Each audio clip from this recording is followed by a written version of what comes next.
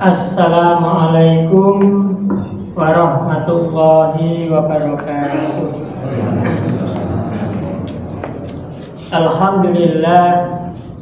Alhamdulillahilladzi arsala rasulahu bil huda wa dinil haqq liyudhhirahu 'alad dini kulli walau karihal musyrikun. Asyhadu an la ilaha illallah wahdahu la syarikalah wa asyhadu anna Muhammadan abduhu wa rasuluhu la nabiyya ba'dah. Allahumma shalli wa sallim wa barik ala Muhammad wa ala alihi wa ashabihi wa man tabi'ahu bi ihsanin ila yaumiddin. Amma ba'd. Bapak-bapak, ibu-ibu, hadirin wal hadirat jamaah salat subuh Masjid Baitur Rahman yang berbahagia dan dirahmati Allah. Alhamdulillah, kita bersyukur pada Allah Subhanahu wa taala pada pagi hari ini kita kembali bisa untuk hadir di masjid yang kita cintai ini untuk melaksanakan ibadah salat subuh secara bersamaan. Dilanjutkan dengan kajian Tafsirul Quran. Mudah-mudahan Allah meridhoi dan Allah memberikan pahala kebaikan kepada kita semua. Amin ya rabbal alamin. Bapak Ibu hadirin wal hadirat yang berbahagia, pada pagi hari ini kita masih melanjutkan Tafsirul Quran kita. Kita masuk di surat Al-A'la mulai dari ayat yang kedua. Pada pertemuan 3 minggu yang lalu sudah kita pahami sampai ayat pertama dari surat Al-A'la, yaitu Sabbihisma rabbikal a'la. Dan pada pagi hari ini kita masuk di ayat yang kedua, Alladzi khalaqa fasawwa, yang menciptakan dan menyempurnakan penciptaannya. Bapak Ibu, di ayat yang kedua ini ada 2 kata kunci. Kata kunci yang pertama yaitu kata kunci kholako atau kata kholako, yang mana kata ini mempunyai makna dasar menciptakan sesuatu yang sebelumnya tidak pernah ada atau belum pernah ada wujudnya, kemudian menjadi ada. Jadi menciptakan, mengadakan sesuatu yang sebelumnya tidak ada apa-apanya, tapi kemudian menjadi ada. Tidak ada yang bisa melakukan hal yang demikian itu kecuali Allah Subhanahu wa ta'ala. Maka pelakunya disebut khaliq, atau kalau dalam bahasa ini kreator, kreasi. Khaliq atau sang kreator di dalam ayat ini tidak lain adalah Allah Subhanahu wa ta'ala. Nah, di dalam Al-Quran ada kata yang mempunyai makna mirip dengan kata khalaqa, yaitu kata ja'ala. Hanya saja secara substansinya, kalau kata ja'ala itu lebih bermakna mengadakan atau merubah sesuatu yang sebelumnya itu sudah ada menjadi bentuk lain yang baru. Jadi bahannya sudah ada, nah kemudian dirubah menjadi bentuk yang baru, sehingga bukan mencipta tapi menjadikan. Nah, seringkali di dalam Al-Quran kalau kita berbicara kata ja'ala ini, perubahan bentuk ini sering mengarah kepada perubahan fungsi. Misalkan Allah itu menciptakan wujudnya manusia yang sebelumnya belum pernah ada. Manusia itu belum pernah ada, kemudian diciptakan oleh Allah. Yang pertama kali adalah Nabi Adam alaihissalam, kemudian nanti ya seterusnya sampai keturunannya. Nah, ketika manusia itu sudah ada, maka fungsi manusia di muka bumi ini kemudian dibuat oleh Allah menjadi khalifah fil ardh. Maka ketika berbicara tentang khalifah, Allah tidak menggunakan kata khalaqa, tapi Allah menggunakan kata ja'ala. Begitu juga dengan fungsi matahari, fungsi bulan. Allah tidak menggunakan kata khalaqa ketika berbicara tentang fungsi bulan, fungsi matahari. Allati ja'ala syamsa diya'an. Jadi dialah Allah zat yang menjadikan, bukan menciptakan, menjadikan matahari itu bersinar, bulan itu bercahaya. Pakai kata ja'ala. Tapi kalau matahari itu diwujudkan oleh Allah yang sebelumnya tidak ada, maka Allah menggunakan kata khalaqas syamsa. Allah menciptakan matahari karena yang diadakan, yang diwujudkan itu bentuk wujudnya yang sebelumnya tidak ada. Nah inilah Bapak Ibu. Jadi di sini Allah menggunakan kata khalaqa. Allah menciptakan makhluknya yang sebelumnya makhluknya itu tidak ada.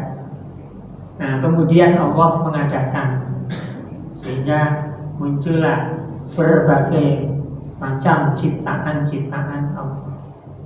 Allah Subhanahu wa taala adalah sang Khalik atau pencipta. Sebagai sang Khalik, Allah telah menciptakan seluruh makhluk yang ada di jagat alam raya ini, baik yang mikrokosmos maupun yang makrokosmos, yang kecil, yang lembut, yang mungkin kita tidak bisa melihatnya dengan mata telanjang kita, harus menggunakan mikroskop misalkan, atau bahkan mungkin yang lebih kecil lagi, ataupun makhluk yang besar sekali seperti matahari, bulan, bintang, bumi, gunung, samudra, lautan.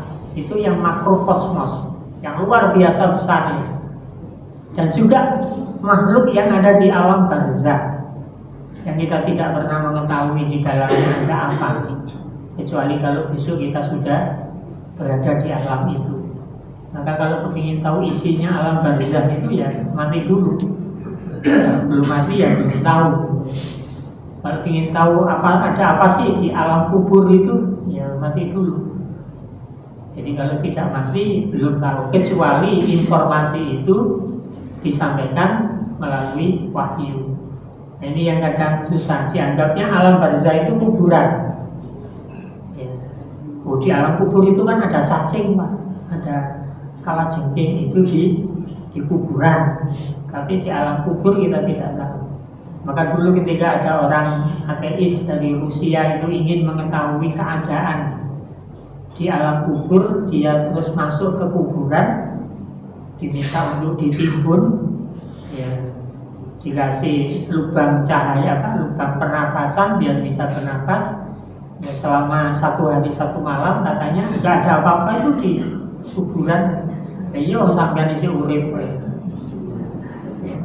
Ya kalau mati itu baru tahu, itu kan di kuburan gitu ya. Kuburan ya adanya ya tanah, ya cacing gitu.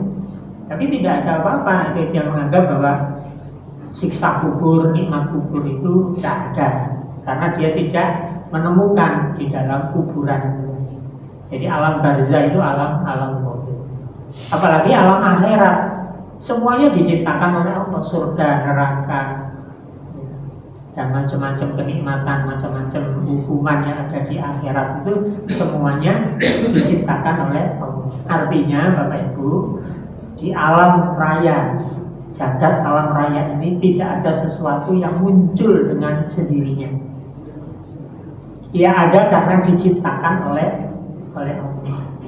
Jadi Alladzi khalaqa, dialah yang menciptakan seluruh makhluknya. Nah di era modern saat ini ada seorang fisikawan dari Inggris yang sangat populer, Stephen Hawking, yang teori-teorinya itu mengerikan, gitu ya. Dibaca anak-anak muda itu kan. Ya, anak muda sekarang itu kan mungkin juga baca-baca yang seperti itu, gitu. Karena dia seorang ateis, ya dengan teori-teorinya tentang jagat alam raya ini, alam semesta ini, ya termasuk tentang teori Big Bang, radiasi Hawking, evolusi alam semesta sampai nanti akan terjadi kiamat atau kehancuran ini. Dengan teori-teorinya itu dia berkesimpulan, karena dia seorang ateis itu, bahwa Tuhan itu tidak ada. Alam semesta ini ada dan hancur itu karena hukum kausalitas murni. Itu ngeri sekali itu teorinya. Bahkan buku terakhir yang dia buat sebelum dia meninggal itu ya menyatakan bahwa tidak ada Tuhan. Semua yang terjadi di alam semesta ini secara ya sebab akibat. Dan dia tidak sampai pada kesimpulan kausa primanya, sebab yang utama dari sebab akibat itu apa, sehingga dia tidak menemukan adanya kausa prima atau penyebab utama itu sebagai Tuhan. Nah, ini berbeda dengan teorinya Einstein. Memang dia membantah teorinya Einstein tentang keberadaan Tuhan. Nah, maka bapak-bapak, ibu-ibu, ya putra putri kita kalau baca teori-teori seperti harus kita jelaskan agar jangan sampai mereka berkesimpulan seperti Hawking ini dan berbahaya. Nah, kata yang kedua yaitu kata fasawwa yang artinya sesuai atau sempurna. Jadi khalaqa fasawwa, menciptakan kemudian menyempurnakan. Allah Subhanahu wa taala menyatakan bahwa semua makhluknya di alam semesta ini telah diciptakan secara sempurna. Oleh karena itu dapat disaksikan betapa ciptaan Allah itu sungguh sangat indah dan menakjubkan. Cuma kita aja yang kadang tidak peduli itu ya dengan ciptaannya Allah yang ada di sekitar kita itu, sehingga kita tidak pernah takjub terhadap ciptaannya Allah karena sudah dianggap biasa. Ya, kalau kita renungkan, tubuh kita itu saja sangat luar biasa. Jika diperhatikan, misalkan saja penciptaan manusia, ya kita ini manusia, maka dijumpai bentuk dan susunan wujud tubuh yang luar biasa sempurna, serasi, seimbang, menakjubkan. Fungsi yang diberikan oleh Allah pun juga sangat luar biasa. Coba Bapak Ibu kita berjalan aja itu bisa seimbang antara kaki kanan, kaki kiri dengan tangan kanan, tangan kiri.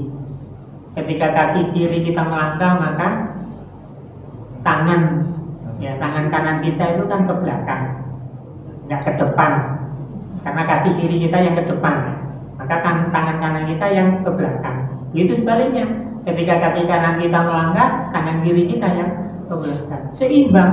Coba kalau kita berjalan, ya kaki kanan kita ke depan kok juga tangan kiri kita ke depan, itu kan jadi lucu itu jadi.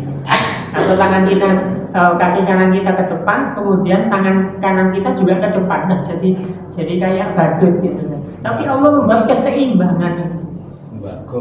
Jadi keseimbangan itu terjadi betul, dan kadang kita tidak peduli dengan hal seperti itu. Ini baru kita manusia. Apalagi makhluk-makhluk yang lain, jagat alam raya ini begitu seimbang Allah menciptakannya, begitu sempurna Allah itu menciptakannya sesuai dengan kondisinya. Kita juga bisa bayangkan seandainya jagat alam raya ini tidak seimbang, kemudian terjadi tabrakan satu dengan yang lain, mungkin ya tidak lama alam semesta ini akan hancur. Tapi jutaan tahun bahkan miliaran tahun alam semesta ini bisa berjalan dengan seimbangnya sehingga tidak terjadi kehancuran. Fasawwa, karena Allah menyempurnakan, Allah menyeimbangkan, menyerasikan semua ciptaan. Nah, di ayat yang lain Allah juga berfirman dalam surat Al-Infitor ayat yang ke-7 ini, alladzi khalaqaka fasawwaka fa'adala, yang telah menciptakan kalian manusia lalu menyempurnakan kejadianmu dan menjadikan susunan tubuhmu itu seimbang. Semuanya seimbang Bapak. Tadi panjang tangan kita antara yang kanan dan yang kiri, ukuran dengan badan kita, makanya di dalam gerakan sholat itu semuanya dilakukan dengan cara yang seimbang, tidak ada yang minseli, tidak ada yang seling satu dengan yang lain. Ya, gerakan sholat itu juga menandakan keseimbangan anggota tubuh kita. Ketika kita rukuk misalkan, tangan kita ini berada di lutut kita, telapak tangan, tidak ke bawah, di betis, tidak di atas, itu seimbang. Kalau tangan kita terlalu turun ke bawah, itu nanti akan membungkuknya terlalu rendah. Ketika di atasnya paha, maka akan mendongak. Tapi ketika rukuk dengan diletakkan di tengah-tengah kaki kita, di lutut, itu posisinya bisa seimbang. Ketika sujud pun juga demikian. Jadi gerakan sholat itu malah menunjukkan keseimbangan anggota anggota tubuh kita. Maka ketika gerakan sholat itu kok tidak sesuai dengan standarnya Nabi, ya nanti jadi tidak seimbang tadi. Kecuali kalau memang kondisinya sudah tidak normal karena sakit, karena kondisi yang memang tidak memungkinkan untuk melakukan gerakan secara sempurna. Alladzi khalaqa fasawwa. Nah, kemudian ayat yang ketiga, walladzi qaddara fahada. Dan dia Allah yang menentukan kadar masing-masing, ukuran masing-masing, dan dia yang memberi petunjuk. Bapak Ibu, di dalam ayat yang kedua ini juga ada dua kata kunci. Kata kunci yang pertama yaitu kata qaddara, yang mempunyai makna menentukan, membatasi, menetapkan atau memberi kadar, memberikan ukuran. Kata ini nanti juga membentuk kata takdir. Saya sering mendengar ada kata takdir, yaitu ketentuan yang telah ditetapkan oleh Allah Subhanahu wa Ta'ala. Jadi takdir itu ketentuan makhluk, ya, ketentuan yang dibuat oleh Allah untuk seluruh makhluknya. Nah, itu namanya takdir. Takdir ini tidak ada yang tahu, ketentuan itu tidak ada yang tahu kecuali Allah. Tapi ada ketentuan yang bisa diketahui, yaitu ketentuan untuk alam semesta ini yang namanya sunatullah, atau ada yang menyebut itu hukum alam, meskipun ya tidak tepat sebenarnya, karena hukum alam itu ya sebutan untuk ilmu pengetahuan. Tapi kalau menurut Al-Quran ya takdirnya Allah atau sunnatullah, ketentuan Allah yang berlaku bagi seluruh makhluknya, ya, termasuk manusia itu pun juga ada takdirnya, ada ketentuannya. Nah, dalam konteks ayat ini disebutkan bahwa Allah ketika menciptakan makhluknya, semua tadi saya katakan, semua makhluk ciptaannya Allah itu sekalian Allah juga menentukan, menetapkan dan memberi ukuran atau batasan-batasannya. Jika tidak ada ciptaan Allah itu yang keluar dari batasannya itu. Tidak ada yang keluar dari ketentuan dan ukurannya, karena sudah ditetapkan oleh Allah Subhanahu wa Ta'ala. Makanya takdir itu sebenarnya tidak bisa dirubah. Ketentuan Allah la tabdila li khalqillah. Tidak ada perubahan pada ciptaan-ciptaan Allah. Apa yang tidak ada perubahan? Ketentuannya, ketetapannya. Kalau kita merubah takdir itu berarti kita menjadi Tuhan, ya, menjadi Allah, karena sudah ditetapkan. Ya, persoalannya kan takdir itu kita tidak ada yang tahu. Takdir kita itu kita tahu tidak tahu. Kita akan tahu kalau takdir itu sudah terjadi. Baru ternyata takdir saya begini. Baru sudah terjadi. Nah, sehingga kita ini sebenarnya dalam hidup ini Bapak Ibu menjalani takdirnya Allah. Kita ikuti, kita jalani takdir itu sesuai dengan garis yang sudah dibuat oleh Allah. Kalau kita tahu takdir kita enak sekali. Nah, Bapak Ibu, ini di dalam surat Al-Furqan ayat yang kedua, Allah Subhanahu wa Ta'ala berfirman, alladzi lahu mulkus samawati wal ardh wa lam yattakhidh walada wa lam yakul lahu syarikun fil mulk wa khalaqa kulla syai'in faqaddarahu taqdira. Kepunyaan Allah lah kerajaan langit, kerajaan bumi, atau apa saja yang ada di langit dan apa saja yang ada di bumi. Walam yattahid waladan, dan dia tidak mempunyai anak. Meskipun orang-orang musyrikin Mekah pada saat itu menganggap bahwa Allah itu punya anak, anaknya Allah itu adalah anak yang perempuan, maka para malaikat itu karena orang-orang musyrikin Mekah dianggap sebagai anaknya Allah, dan malaikat itu jenisnya perempuan. Sedangkan anak laki-laki itu anaknya mereka. Nah, jadi mereka tidak suka dengan anak perempuan, maka anak perempuan itu dinisbahkan kepada Allah. Padahal Allah itu tidak punya anak. Orang-orang Nasrani mengatakan Isa itu anaknya Allah. Orang Yahudi mengatakan Uzair itu anaknya Allah. Maka Allah membantah dengan ayat ini bahwa walam yattahid walada. Dia Allah tidak mempunyai anak. Walam yakul lahu syarikun, dan tidak ada sekutu baginya.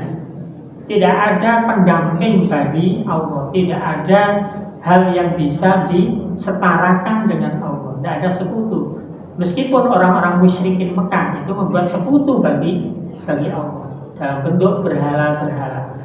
Meskipun mereka mengatakan berhala-berhala itu tidak mereka sembah, tapi berhala-berhala itu hanya mereka jadikan sebagai perantara untuk berdoa kepada Allah. Mengapa mereka pakai perantara? Karena orang-orang musyrikin Mekah menganggap dirinya kotor, tidak suci. Maka mereka kemudian membuat perantara untuk berdoa kepada Allah. Seakan-akan Allah itu butuh calo, butuh makelar untuk mendengar doa hambanya. Padahal Allah nggak butuh. Nah kita, masyarakat kita pun kadang masih juga begitu, suka mencari perantara-perantara di dalam berdoa. Nggak yakin dirinya bisa doanya diterima, datang kepada kuburan yang dianggap sebagai kuburannya orang suci, orang yang dulu ahli ibadah, para kiai, para ulama, para wali didatangi, terus dimintai perantaranya untuk berdoa kepada Allah. Ini terjadi di masyarakat kita. Kalau dulu orang-orang musyrikin Mekah itu berhala itu menjadi perantaranya, sekarang itu kuburan. Luar biasa ini. Jadi ziarah kubur itu bukannya nggak boleh silakan, tapi kalau ziarah kuburnya menjadikan kuburan itu perantara, ya, jadi masalah. Padahal Allah itu tidak ada sekutu baginya. Walam yakul lahu syarikun fil mulk. Ya, tidak ada sekutu baginya dalam kekuasaannya. Apakah kekuasaan beribadah, ataukah kekuasaan menerima mendengar doa, ataupun kekuasaan untuk memberikan rezeki, tidak ada sekutu baginya. Wa khalaqa kulla syai'in faqaddarahu taqdira. Dan dia Allah menciptakan segala sesuatu dan dia menetapkan ukurannya dengan serapi-rapinya. Tidak ada yang meleset sedikit pun. Nah, ketentuan ukuran apa saja yang telah ditetapkan atau ditentukan oleh Allah dengan serapi-rapinya itu. Nah, Bapak Ibu, yang pertama yaitu ukuran bentuk atau wujudnya. Ya, ukuran bentuk wujudnya itu sudah serapi-rapinya. Tapi kemudian ada juga yang masih bertanya, lupa itu ada manusia itu yang lahir dalam keadaan tidak normal, ya kan? Tidak normal fisiknya sehingga mengalami disabilitas. Apakah itu merupakan ketidaksengajaan Allah? Ya enggak, itu memang diciptakan oleh Allah untuk memberikan ujian. Jadi dengan bentuk yang seperti itu diuji. Tapi secara umum, secara menyeluruh wujudnya sempurna. Tapi ketika ada yang kurang sempurna, itu adalah wujud ujian yang diberikan oleh Allah. Apakah sabar atau tidak menerima ujian itu? Nah, makanya terhadap disabilitas pun kita juga harus memperlakukannya dengan sebaik-baiknya. Tidak kemudian menganggap itu sebagai sebuah kekurangan, sebuah aib. Tidak boleh. Kadang kita akan melihat orang disabilitas itu kan agak dengan memicingkan mata, seakan-akan itu orang yang nggak sempurna, orang yang kurang. Nggak boleh begitu. Karena itu ujian bagi kita yang sempurna, ujian bagi dia sendiri yang mengalami kondisi seperti itu, apalagi orang tuanya. Orang tua yang tidak sabar menghadapi ujian anaknya itu bisa dibunuh aja. Daripada hidup menyesakkan, daripada hidup ingin malu, kan dibunuh aja. Tapi ketika dia sabar dengan ujian itu luar biasa. Ya, menangani disabilitas yang begitu kok kemudian bersabar, itu pahalanya luar biasa. Dia menerima ujian-ujian itu. Nah, kadang itu ada menganggap itu ketidaksempurnaan ciptaannya Allah, padahal bukan. Ya. Kemudian sifat-sifatnya sudah diukur sedemikian rupa. Kebutuhannya, bahkan ukuran masa waktunya, ukuran masa waktu hidup kita ini kan sudah ditentukan. Usia kita, ajal kita itu kan sudah ditetapkan oleh Allah dan tidak bisa dimajukan, tidak bisa dimundurkan. Maka sering saya sampaikan, ya, usia itu tidak bisa kita tambah, tidak bisa kita kurangi. Idza jaa ajaluhum la yastaqdimuna wa la yastakhiruna. Tidak bisa dimajukan, tidak bisa dimundurkan. Kalau sudah waktunya ya sudah. Tapi kok umur bisa diperpanjang, Pak? Ya, kalau umur bisa diperpanjang. Tapi usia, ajal itu tidak bisa diperpanjang. Kenapa? Karena umur itu bukan waktu, bukan usia. Kalau usia itu waktu. Tapi kalau umur itu isinya waktu, itu isinya hidup kita itu. Kita hidup mulai dari umur sekian sampai nanti sekian, isinya itulah umur. Nah, kalau umurnya baik bisa diperpanjang. Kapan? Sampai beratus-ratus tahun masih dikenang terus umurnya. Kalau umurnya jelek ya sudah meninggal, ya sudah selesai, tidak pernah dikenang mau jelek. Seandainya dikenang, ya dikenang kejelekannya. Tapi kalau baik, wah sampai ratusan tahun. Itu Pangeran Diponegoro itu sudah meninggal ratusan tahun yang lalu. Tapi sekarang kebaikannya, wah masih dikenang. Tokoh-tokoh perintis kemerdekaan itu sudah meninggal semua, tapi umurnya masih dikenang. Maka umur itu bisa diperpanjang. Salah satu cara memperpanjang umur itu dengan silaturahim. Kok bisa dengan silaturahim? Karena dengan silaturahim akan dikenang terus. Kalau nggak pernah silaturahim ya nggak pernah dikenang, nggak pernah silaturahim. Maka silaturahim itu bisa memperpanjang umur. Karena apa? Anak-anaknya nanti tetap akan mengenang. Orang tuanya sudah meninggal, teman-temannya sudah meninggal, tapi masih dikenang oleh anak-anaknya. Kenapa? Karena silaturahim. Sehingga umurnya terus, anak cucunya masih terus kenal. Kenapa? Karena silaturahim. Nah, maka silaturahim itu bisa memperpanjang umur, tapi tidak bisa memperpanjang usia. Usia kita ya tetap seperti itu. Nah, jadi ukurannya pun juga begitu, fungsinya pun juga tetap ditetapkan ukurannya oleh Allah dengan begitu rapinya. Sehingga sekali lagi dengan ketetapan Allah yang rapi ini, maka kehidupan di alam semesta ini bisa berjalan dengan seimbang, tidak pernah mengalami keguncangan. Maka kalau manusia sudah ditentukan ukuran-ukurannya itu termasuk ukuran fungsi dan ukuran tugas-tugasnya, kok terus mengingkari itu ya terjadi kekacauan. Maka yang sering membuat kekacauan itu manusia. Sudah ditentukan kok dia melenceng dari ketentuannya itu. Nah, manusia ini memang makhluk yang susah untuk diatur. Sudah ditetapkan aja masih ngeyel. Nah, terkait dengan takdir Allah yang telah ditetapkan pada diri setiap manusia, diantaranya dijelaskan oleh Rasulullah berdasarkan riwayat yang diceritakan oleh sahabat Abu Abdurrahman Abdullah bin Mas'ud.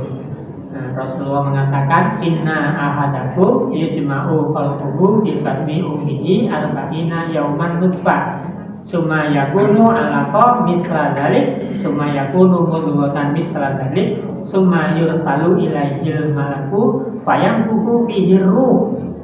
Nah, kemudian apa ketetapan yang dibuat oleh Allah? Wa yu'maru bi arba'i kalimatin bi katbi rizqihi wa ajalihi wa amalihi wa syaqiyun aw sa'idun. Jadi setiap kita dulu ya ketika mau dilahirkan itu oleh Allah dikumpulkan penciptaannya di perut ibunya sebagai setetes air mani nutfah dari laki-laki, ya kemudian bertemu dengan sel ovumnya perempuan selama 40 hari. 40 hari ini berproses ya pertemuan antara sel sperma dan sel ovum. Kemudian berubah menjadi setetes darah alaqah selama 40 hari juga berproses seperti itu terus. Ya, kemudian menjadi segumpal daging mudghah selama 40 hari. Nah, kemudian sesudah umurnya mencapai 120 hari itu menjadi bakal janin, ya. Kemudian diutus kepadanya malaikat lalu ditiupkan ruh.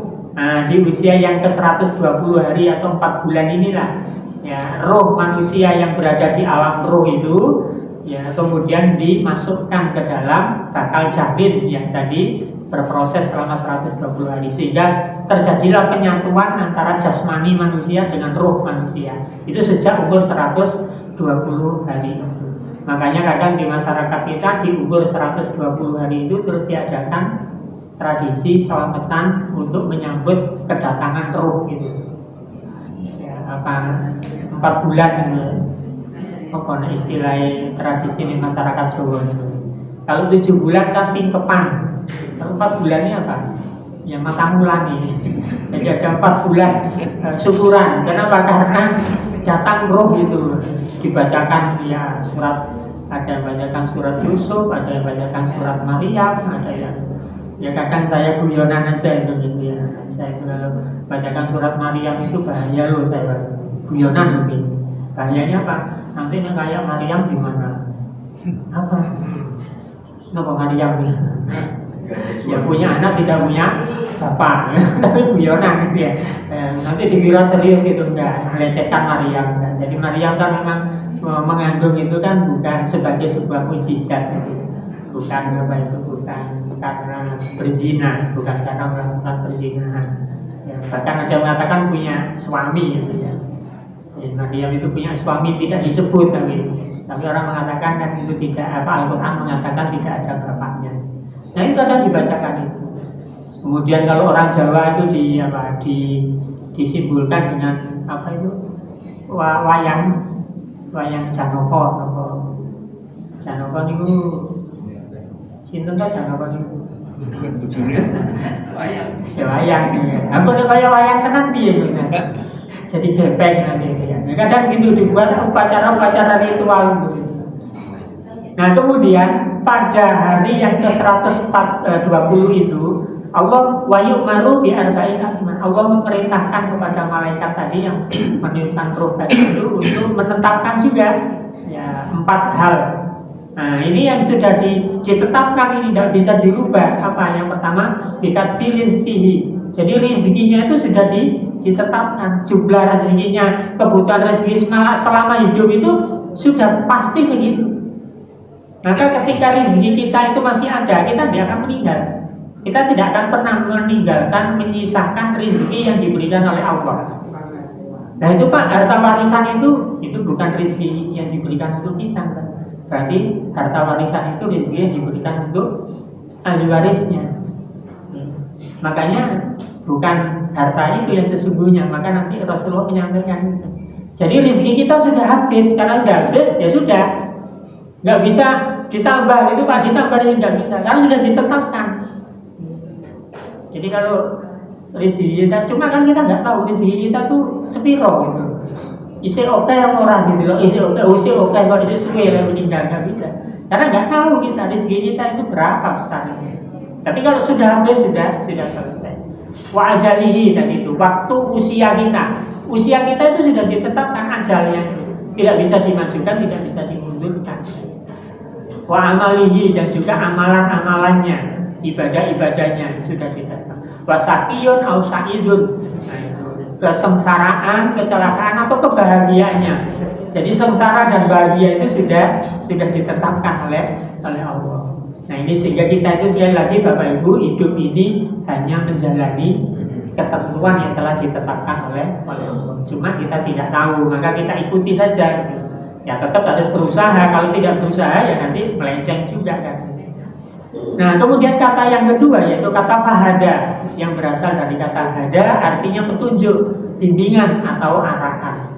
Dengan demikian kalimat fahada mempunyai makna kemudian dia Allah memberi petunjuk, memberi bimbingan, memberikan arahan, sehingga manusia ini nanti jalannya kehidupan ini akan baik.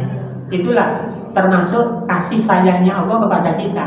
Kasih sayangnya Allah kepada manusia itu karena Allah memberikan hidayah, memberikan petunjuk. Kalau Allah tidak sayang kepada kita, Bapak Ibu, kita hidup dibiarkan begitu saja, kacau itu. Tapi Allah ternyata sayang.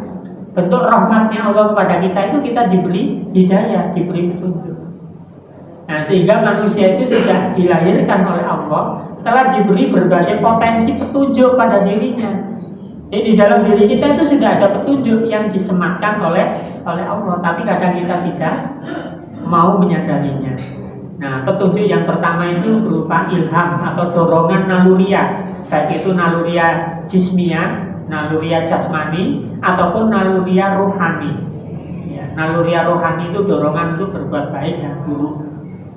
Naluri jismiyah itu ya jasmania kita. Kadang kita kalau lapar itu nalurinya kepingin makan. Jadi nggak ada yang ngajari orang lapar itu ya kita makan. Kalau kita haus ya minum, itu naluri jismiyah. Tanpa diajari pun sudah termasuk, mohon maaf, nafsu seksiologi atau seksiologi itu ya, nafsu seks itu juga naluri ya. Nggak diajari pun bisa itu. Ya. Jadi tidak perlu harus nonton video porno dulu, harus baca buku. Enggak, naluri itu sudah itu, naluri seksual itu. Jadi memang jadi buat naluri jismiyahnya begitu. Hewan-hewan pun juga begitu. Nah, biasanya naluri itu kan lebih tinggi di hewan. Hewan itu sangat tinggi tingkat naluriannya. Instingnya itu sangat kuat. Kemudian yang kedua, potensi petunjuk al-hawas, panca indera. Panca indera kita ini sebenarnya juga hidayah yang diberikan oleh Allah. Dengan panca indera kita itu kita bisa menemukan kebenaran, kebaikan. Dengan tadi naluri ilham tadi itu juga bisa menemukan kebenaran dan kebaikan. Nah cuma ya panca indera ini untuk menemukan kebenaran dan kebaikan itu kan nisbi, ya relatif gitu, karena terbatas tadi itu. Apalagi beda-beda. Nah potensi petunjuk berupa akal. Akal kita ini juga begitu. Maka akal itu harus digunakan. Akal itu harus dimanfaatkan. Sudah diberi oleh Allah potensi akal, tidak pernah digunakan. Digunakan apa? Mencari sumber kebenaran, mencari sumber kebaikan. Jangan dibiarkan akal itu ngelantur kemana-mana kayak setiap hari kita ini. Malah akal digunakan untuk mengingkari keberadaan Allah. Justru dengan akal itulah kita bisa menemukan keberadaan Allah Subhanahu wa Ta'ala. Karena itu potensi petunjuk. Nah, kemudian potensi petunjuk berupa adian atau keyakinan agama. Kenapa? Karena keyakinan agama ini kok juga menjadi potensi. Karena ketika kita di alam ruh, kita sudah disumpah oleh Allah bahwa Allah itu adalah Rabb kita. Kemudian kita lahir, kita membawa potensi itu. Makanya Rasul mengatakan setiap bayi yang lahir, kullu mauludin yuladu alal fitrah. Setiap bayi yang lahir itu lahir dalam keadaan fitrah. Apa maksudnya dalam keadaan fitrah? Membawa potensi adian ini, potensi keyakinan bahwa Allah adalah Rabb-nya. Semuanya, apapun agama orang tuanya, ketika bayi itu lahir sebenarnya membawa itu. Maka Rasul mengatakan cuma kemudian karena bapaknya, orang tuanya, akhirnya keyakinannya menjadi tertutupi. Ada yang Majusi, ada yang Yahudi, ada yang Nasrani, ada yang Hindu, ada yang Buddha, karena orang tuanya. Nah, ternyata pengaruh orang tua itu sangat luar biasa, bisa menentukan atau bisa membelokkan fitrah agama anaknya. Nah, berbahagialah orang yang ketika lahir membawa fitrah itu, bapak ibunya ternyata non-muslim, ya diajak untuk ke sana, tapi pada saat usia tertentu dia menemukan kembali fitrahnya. Nah, itu yang menjadi orang yang disebut muhtadin, orang yang mendapatkan hidayah. Jadi bukan murtadin tapi muhtadin. Nah, hidayah-hidayah di atas adalah potensi yang melekat yang ada pada diri manusia masing-masing. Artinya setiap manusia bagaimanapun keadaannya punya potensi tersebut. Tinggal bagaimana kemudian manusia dapat memanage, mengelola potensinya itu untuk dapat selalu berada di jalan kebenaran dan kebaikan. Sudah diberi potensi, kok ternyata tidak di-manage, tidak dikelola, ya salahnya sendiri.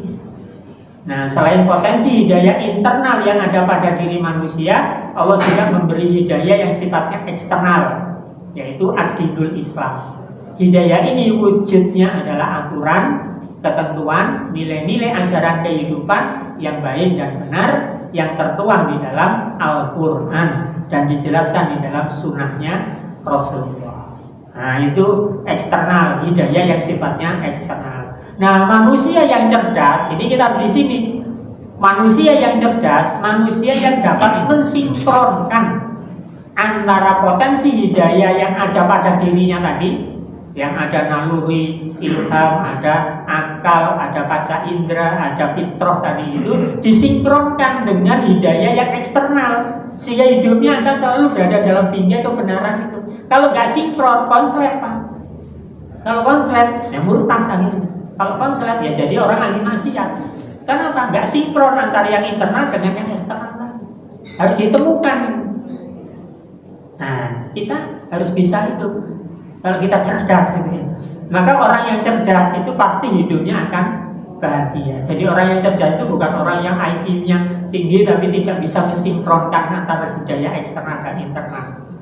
Ya, bukan itu. Kan kadang ada orang yang cerdas tadi itu ya.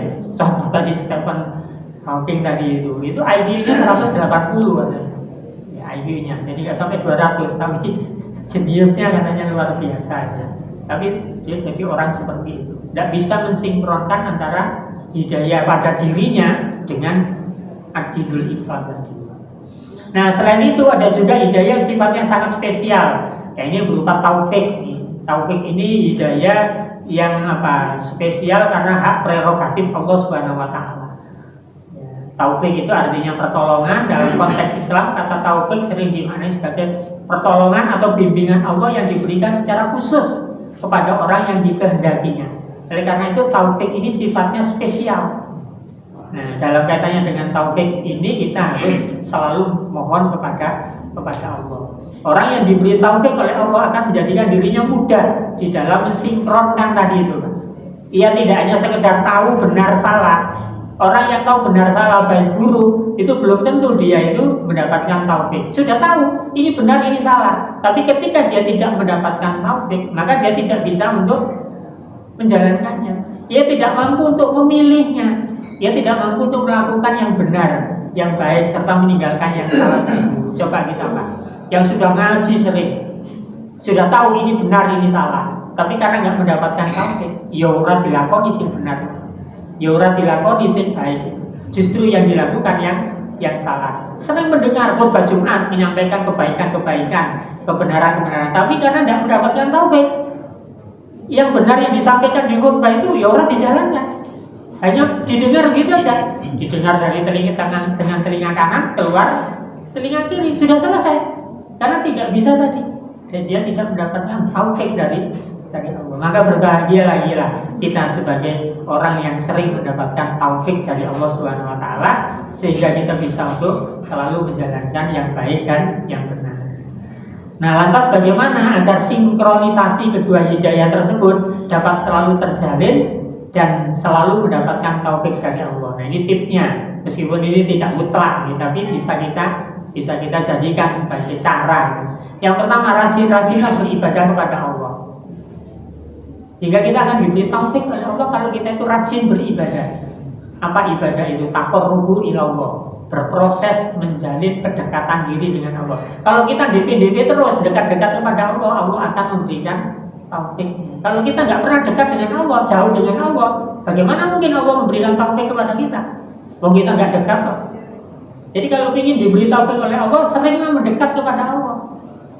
Caranya bagaimana? Beribadah. Karena ibadah itu artinya taqarrubu ilallah, berproses menjalin kedekatan diri dengan Allah. Nah, yang kedua, perbanyak doa dan memohon ampunan kepada Allah. Banyak kita berdoa, jangan malas berdoa, jangan tidak pernah berdoa. Karena Allah, orang yang tidak mau berdoa kepadanya itu kan orang yang takabur. Seakan-akan hidupnya ini sudah cukup semua, nggak butuh lagi Allah, makanya nggak pernah minta kepada Allah.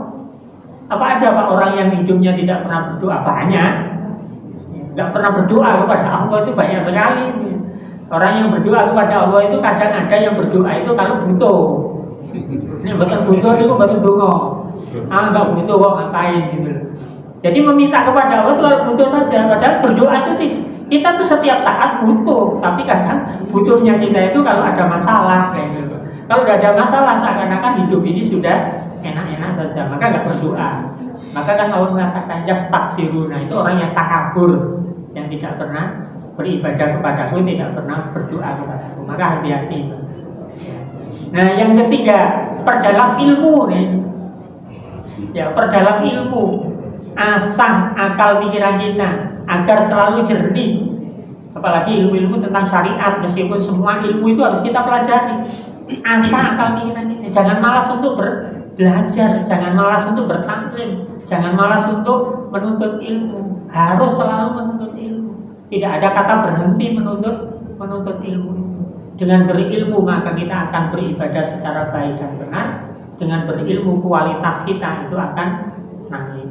Kan Allah menjanjikan itu, ya rafa'illahu alladziina aamanu minkum walladziina utul ilma darajat. Yang diangkat derajatnya oleh Allah itu tidak hanya orang beriman. Orang beriman kalau tidak berilmu, ya derajatnya juga kalah dengan orang yang beriman dengan orang yang berilmu. Maka harus berilmu. Ada satu permisalan yang dibuat oleh Rasulullah antara ahli ilmu dan ahli ibadah. Jadi Rasulullah itu mengatakan orang yang berilmu, alim dengan abid. Alim itu orang yang berilmu, bukan. Kalau kita kan memahami alim itu kan ahli ke masjid, alim banget itu sering masjid. Padahal bukan alim itu ahli ilmu. Kalau ahli ke masjid itu namanya abid, ahli ibadah. Nah, kita kadang alim banget itu pakai surban. Bukan, orang pakai surban kok alim. Kalau dia nggak punya ilmu ya nggak alim. Jadi mengatakan alimnya seseorang itu dilihat dari kapasitas ilmunya. Dia berilmu tidak? Oh, dia berilmu alim. Nah, Rasulullah membuatkan perumpamaan. Kata Rasulullah, orang yang berilmu dengan orang yang ahli ibadah itu kata Rasulullah seperti antara aku dan kalian yang paling rendah kedudukannya.